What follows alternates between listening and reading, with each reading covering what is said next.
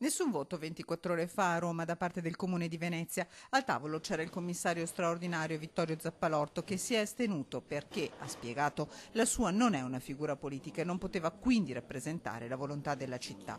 La decisione è stata presa, ma a titolo personale, precisa. Personalmente riterrei che nel momento in cui si sottopone una questione talmente rilevante per la città alla valutazione di impatto ambientale non si porti solo un progetto, magari se ne portino 2, 3 o 4 o anche 5.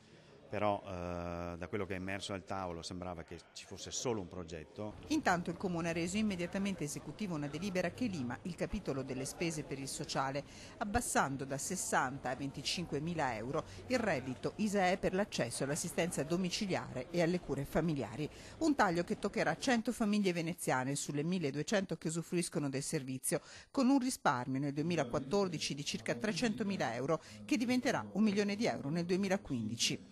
Dal lato dell'insediamento proseguono le limature alle spese correnti del commissario che grazie ai tagli è sostanzialmente riuscito a chiudere il bilancio 2014 e ai dipendenti comunali pronti a bloccare la mostra del cinema e la regata storica. Io capisco la protesta e spero che organizzazioni sindacali e dipendenti prima o poi capiscono che non avevamo alternative. Resta da spada di Damocle del patto di stabilità per cui, precisa, il governo deve al più presto riconoscere la specificità di Venezia.